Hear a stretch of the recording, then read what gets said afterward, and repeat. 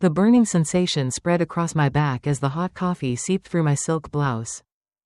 The gasps echoed around the elegant table at our usual Sunday brunch at LeBlanc. My mother, Eleanor Preston, stood behind me, still holding the empty coffee pot. Her perfectly manicured hands remained steady, her expression cold as ice. "Mom," my younger sister Amanda exclaimed, though she made no move to help me. Typical. My name is Jennifer Preston. At 32, I am a cardiothoracic surgeon at Boston General. Yet sitting there with coffee dripping down my back, I felt like I was 16 again. The familiar disappointment, the shame of never quite fitting the Preston mold. "Eleanor," my father murmured without looking up from his eggs Benedict. "No, are you okay?" "Jennifer." No concern, just that single word. "Completely necessary," my mother replied, setting the empty pot down with a delicate clink. "When your daughter refuses to help save the family business and prefers playing doctor. This is what she deserves." Playing doctor, as if performing life-saving heart surgeries was just a game. I stood up slowly, coffee still dripping onto the restaurant's expensive carpet. The other diners now watched us, discreetly lifting their phones to capture the Preston family drama. That would have horrified my mother. For her, appearances were everything. "Jennifer, sit down," she hissed, a crack finally showing in her perfect composure. "Are you trying to cause a scene?" "Am I causing a scene?" I replied, keeping my voice level and professional. The same tone I used when delivering difficult news to my patients' families. "You just poured boiling coffee down your daughter's back because she wouldn't abandon her medical career to take over your failing chain of boutiques." "Failing," Amanda interrupted, her perfectly glossed lips twisting. "Only because you're too selfish to help." "Failing," I confirmed, reaching into my bag. "Want to see the proof?" My mother's face tightened. "What proof?" I pulled out a folder. The real reason I had agreed to this brunch. The audit reports from the last 3 years. The hidden accounts. The loans. The mortgages taken out on properties to cover the growing debt. I placed each document on the table, watching my mother's composure crack further with every revelation. "How did you get this?" she began to ask. Unlike Amanda's online business degree from that so-called prestigious university, my education taught me how to investigate properly. When you started pressuring me to take over the business, I did my due diligence. The table fell silent. Even my father looked up from his plate, his face pale. "Are you lying?" Amanda said, though her voice wavered as she stared at the documents. I smiled, even though my back still burned. "Am I? Is that why Mom has been desperately trying to convince me to take the business? Not because she's suddenly proud of her daughter, but because she needs my surgeon's salary to rescue her sinking ship."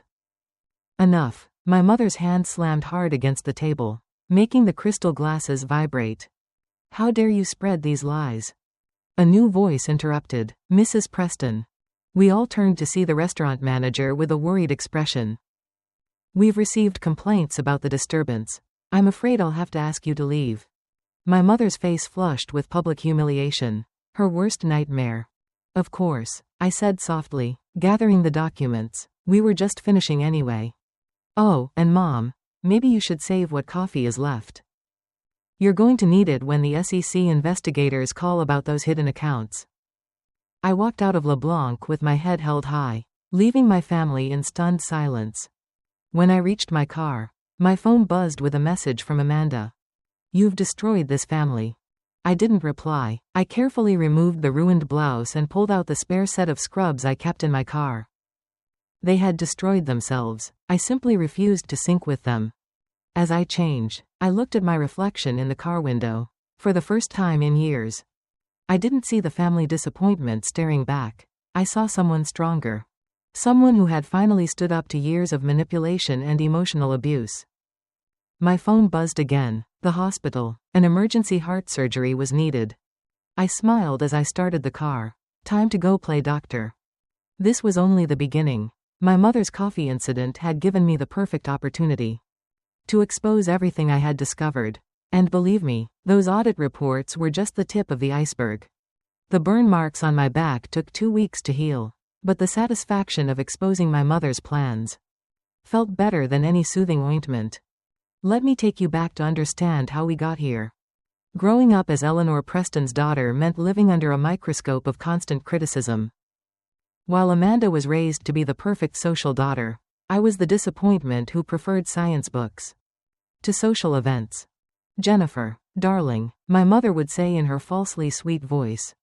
"Wouldn't you rather attend Amanda's debutante ball than study for that silly biology exam?" The answer was always no, and every refusal deepened the divide. When I was accepted into medical school on a full scholarship, my mother didn't even pretend to be proud. Instead, she focused on Amanda's prestigious online business degree, which I later discovered had been purchased with family money. The real trouble started 3 months ago when I received an unexpected call from my mother.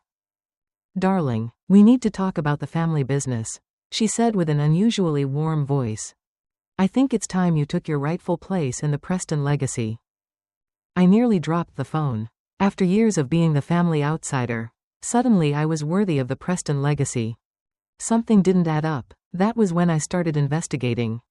As a surgeon, attention to detail is crucial, and I applied those same skills to our family business. What I found was shocking. Preston Boutiques, once the crown jewel of luxury in New England, was losing money at an alarming rate. My mother had taken massive loans, mortgaged properties, and created a web of hidden accounts just to keep up appearances. The prestigious Preston name had been built on a foundation of debt and deception. "Dr. Preston," my thoughts were interrupted by Sarah, one of my surgical residents. "The SEC investigators are here. They want to speak with you about the documentation you provided." I nodded, removing my surgical gloves. I had sent copies of everything to the authorities the day after the coffee incident. My mother's attempt to humiliate me had failed spectacularly. My phone buzzed. Amanda again. She had been alternating between threats and pleas ever since that Sunday. "The investors are pulling out. Mom is having a breakdown. How could you do this to us?" I thought of the countless times they had hurt me. The graduation dinner they missed for Amanda's yoga retreat. The time my mother told a potential date that I was damaged goods because I prioritized my residency over socializing. Years of subtle and not so subtle emotional abuse. But what truly sealed their fate was what I discovered last week. Hidden in those financial records was evidence that my mother had been diverting money from my grandmother's trust fund. Money meant for her medical care. Grandma Rose had been moved to a cheaper facility last year.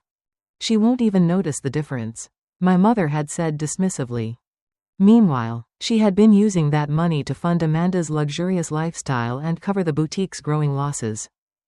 It was then I realized this was no longer just about me. This was about justice. "Dr. Preston," Sarah appeared again. "Your sister is here. She's making quite a scene in the lobby." Of course she was. Taking a deep breath, I headed to the hospital lobby.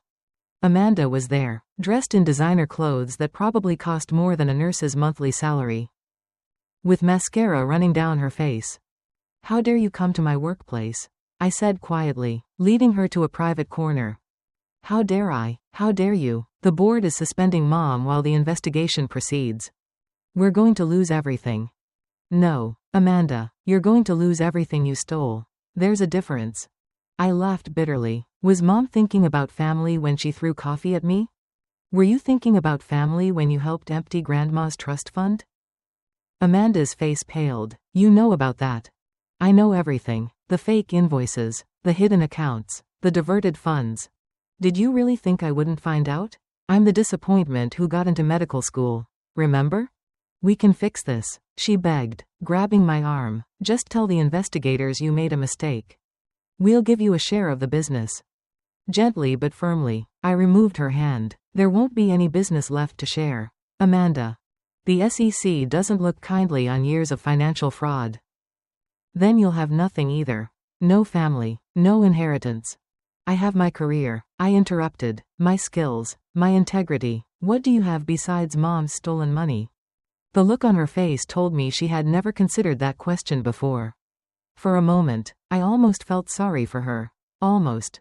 "Security will escort you out," I said, turning away. "Oh, and Amanda, don't come back here. Unlike Mom, I won't settle for just coffee."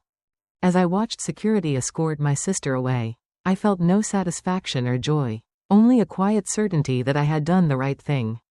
The Preston legacy of lies was about to collapse. And I had a front row seat to the show.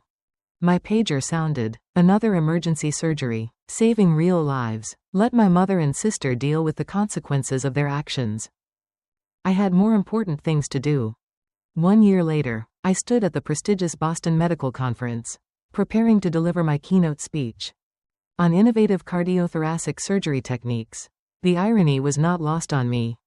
Exactly 1 year after my mother tried to humiliate me with hot coffee, I was being honored as one of the youngest leading cardiothoracic surgeons in the country.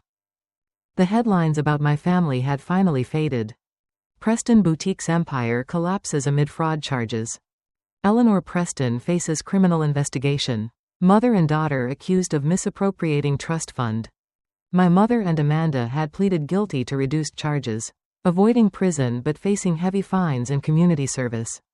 The real justice came when Grandma Rose was moved back to a premium care facility. Her restored trust fund ensured she would receive the best care possible for the rest of her life. Dr. Preston, my assistant, touched my arm.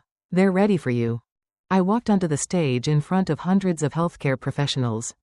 In the front row, I saw Sarah, now my chief resident, smiling proudly. Beside her was my father, looking older and somehow smaller, in his now outdated suit. He had approached me 3 months earlier, after my mother and Amanda's sentencing. We met in a small cafe. Neutral territory. The irony of the coffee was not lost on either of us. I failed you, he said simply, his hands trembling around his cup. I failed you every time I stayed silent. Every time I looked the other way. I don't expect forgiveness, but I needed you to know. Now I knew. It wasn't a perfect apology, but it was a beginning. Since then, we had been having monthly dinners, slowly rebuilding something that resembled a relationship. Esteemed colleagues, I began my speech. Today I want to talk about courage. Not just the courage it takes to open someone's heart and hold their life in your hands, but the courage to stand up for what is right, even when it costs you everything you thought you needed. The audience listened attentively as I shared my innovative surgical techniques. But I knew the subtext of my words reached deeper. Sometimes the most important cuts we make are not in the operating room. They are the ones that separate us from toxic relationships and harmful patterns. After the standing ovation, as I gathered my materials, my phone buzzed with a message from Amanda. I saw you on the live stream of the medical conference. Mom would hate how successful you've become. I'm proud of you and I'm sorry. I looked at the message for a long moment.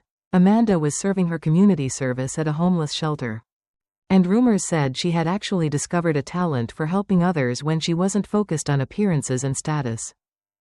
Good speech, Dr. Preston, Sarah said, approaching with my father. Though you didn't mention the time you performed an emergency surgery right after someone threw coffee on you. My father winced, but I laughed. Some stories are better left for the memoirs. Speaking of coffee, my father said hesitantly, would you like to grab one? I mean, to drink, not to. He trailed off, embarrassed. I'd love that, I replied, gathering my things, but Dad, my treat. As we left the conference center, I saw a reflection in the glass doors, a successful surgeon and her reconciled father. Both learning to build something new from the ashes of what had been lost. My phone buzzed again. The hospital. One of my patients needed emergency care. Go, my father said with understanding in his eyes. Save lives. That was always who you were meant to be. I'm sorry it took me so long to see it. I hugged him quickly before heading to my car. The burn scars on my back had almost faded. But I kept them as a reminder. Not of the pain or humiliation, but of the moment I finally stood up and chose myself. Eleanor Preston had tried to break me that Sunday morning, thinking she could force me back into the box she had created. Instead, she had given me the push I needed to break free completely. As I drove to the hospital, I smiled at the paper coffee cup in my holder. Today, coffee didn't remind me of that horrible brunch. It reminded me of early morning rounds, late-night surgeries, lives saved, and boundaries respected. Sometimes the worst moments in our lives become our greatest catalysts for change. My mother had called me worthless and tried to break me. Instead, she helped me realize my true worth. And that was worth more than all the coffee in the world. Thank you for listening to today's story. Don't forget to like, share, and subscribe to support the channel. See you in the next story.